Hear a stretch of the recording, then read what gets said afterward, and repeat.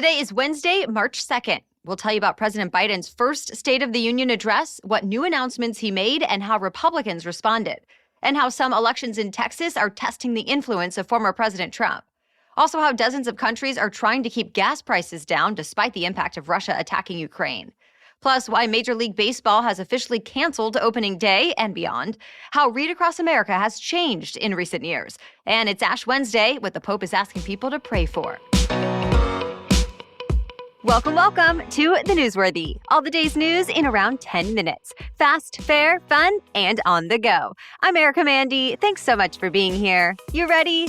Let's do this.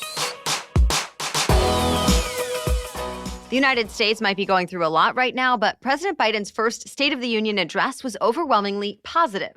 In fact, as he put it, quote, "I am more optimistic about America today than I have been my whole life." He started off by talking about the war in Ukraine, saying freedom will always triumph over tyranny. Biden also introduced the First Lady's guest of honor, Ukraine's ambassador to the U.S. She got a standing ovation from both sides of the aisle. Many lawmakers were wearing Ukraine's colors of blue and yellow, and others were waving Ukrainian flags. But President Biden did not make any of the new commitments Ukraine was hoping for. Once again, he promised American forces will not fight in Ukraine, and he told Americans they'll be okay. Biden also announced another punishment against Russia, saying the U.S. would ban Russian planes from American airspace. Then he moved on to issues facing Americans here at home. He talked about plans to address inflation by investing in American manufacturing, speeding up supply chains, and more. He also launched new efforts focused on mental health care, including new funding to build up the mental health workforce. Separately, the president pressed Congress to pass his proposals that address climate change, health care, child care costs, and more. Then he said, even if Congress does pass everything he's pushing for, no one making less than $400,000 a year will have to pay more in taxes. Biden also focused a lot on the progress already made in the last year, like how COVID-19 rates are going down, schools are back open, and free masks and home testing kits are widely available, among many, many other things. After Biden's speech, Iowa Governor Kim Reynolds gave the Republican response, and her picture of America's progress was quite different from the president's. Reynolds says Biden has failed to make America respected around the world and united at home.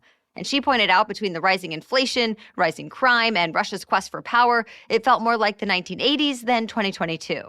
She told the audience, quote, "Republicans may not have the White House, but we're doing what we can to fill the leadership vacuum." Well, back to the war in Ukraine, Russia has been escalating its strikes from both the air and the ground, and at least 3 major cities are surrounded. But the capital of Kyiv is not one of them. The long convoy of Russian tanks and troops that was headed toward Kyiv came to a stop yesterday. American defense officials say they could be pausing to regroup and reassess. But the Russians are also running low on fuel and food. Morale is apparently low too. Well, those setbacks for the Russians have given Ukrainian troops and volunteers more time to prepare for battle. They've been digging trenches and setting up barricades, staging anti-tank rockets and anti-aircraft guns in the streets of Kyiv. Even though Ukrainians are putting up a powerful fight, Western leaders like President Biden admit there will be tough times ahead for Ukraine.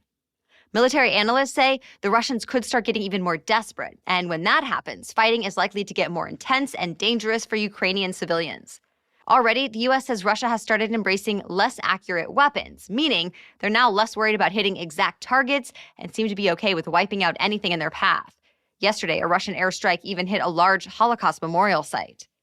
Russia's foreign minister tried to justify these attacks at the United Nations Human Rights Council. He accused Ukraine of trying to get nuclear weapons and of trying to claim Russian territory, both claims Western nations say are not true. More than 100 diplomats walked out of his speech in protest. Meanwhile, the support for Ukraine is only getting stronger. NATO is still promising to give the country hundreds of millions of dollars worth of weapons, and the U.S. and other Western nations have also committed humanitarian aid. The U.S. and 30 other world powers are making moves that are meant to lower gas prices since they've been soaring in recent weeks. The nations agreed to release 60 million barrels of oil from their strategic reserves. Half of that will come from the United States, the rest from countries in Europe and Asia. All the members of the International Energy Agency agreed that this step is needed because oil prices were already rising before Russia's invasion started impacting fuel supplies. Then, in response to the war, the cost of oil surged to more than $100 a barrel for the first time since 2014. Some analysts say the 60 million barrels now getting released will not be nearly enough to address the supply concerns. But others say it will at least slow the surging prices, even if it won't totally solve the problem. And the American Energy Secretary says the U.S. is prepared to take more steps if needed. This midterm election season is now officially upon us. Texas just held the country's first primary of the year. Voters have been choosing their nominees for governor, attorney general, congressional seats, and more. And political analysts say this is going to be the first real test of how much influence former President Trump still has over the Republican Party. Because Trump has come out against all 4 Texas Republicans in Congress who voted to certify President Biden's victory in the 2020 election. And so instead, Trump is throwing his weight behind their challengers. Now, most of them sailed through their primaries anyway, but one did have some serious competition from other candidates. And that race was so close, it's now going to a runoff. One that wasn't quite so close, the high-profile governor's race. Voters decided it's going to come down to current Governor Greg Abbott, who is campaigning on a strongly conservative agenda, and one-time presidential contender Beto O'Rourke, who says he's determined to be the first Democratic governor in Texas since 1994. By the way, this primary was also the first under the state's new, tighter voting laws. It's going to be a while before we talk primaries again, though. The next state going to the polls is Ohio on May 3rd. All right, we have much more news still coming up, but first, a quick break for our sponsor. We all know that feeling of finding something you love, right? Kind of a new obsession. I know I've had that favorite show on Netflix or that go-to restaurant. Well, Rothy's could be your new everyday shoe obsession. They already are for me. In fact, I recently saw someone else wearing Rothy's shoes, and we connected over our love of the company. And I've heard from many of you who also have grown to love Rothy's shoes. But if you haven't tried them yet, or you're ready for a new pair, please know they always provide right out of the box comfort and come in so many different amazing styles and colors, from flats to ankle boots and more. Plus, you can wash them. My latest pair of Rothy's is one of their best sellers. It's called The Point. Plus, I love that everything Rothy's makes is better for the planet. They've repurposed millions of water bottles into their signature thread that goes into every single one of their products. So step up your shoes and accessories this spring and get ready to be asked, are those Rothy's? Plus, get $20 off your first purchase at rothys.com/newsworthy. That's ROTHYS, rothys.com/newsworthy. The list of businesses pulling out of Russia is growing every day. Some of America's best-known companies like Apple, Google, Ford, Harley-Davidson, and ExxonMobil are now also punishing Russia for invading Ukraine. Apple now says it's pausing tech sales in Russia, and both Apple and Google are joining other tech companies in restricting access to Russian state-owned media outlets like RT and Sputnik. FYI, these news outlets are funded by the Russian government. Meanwhile, Ford suspended its operations in Russia. Another powerhouse in oil and gas, U.S.-based ExxonMobil, is pulling out of Russia as well. And in another squeeze, 2 of the world's biggest container lines suspended shipping to and from Russia. And that move means Russia is effectively cut off from a large chunk of the globe's shipping capacity. On top of all of that, Visa and MasterCard blocked Russian banks from their networks. And at the same time, both said they were donating $2 million each to humanitarian efforts in Ukraine. The steady drumbeat of companies taking a stand comes as the West put heavy restrictions on Russia to close off its economy from the global financial system, pushing companies to stop sales, cut ties, and dump tens of billions of dollars worth of investments. Major League Baseball will scrap regular season games for the first time in 27 years. The league is canceling opening day on March 31st and at least a week of regular season games because the owners and players could not come up with a deal.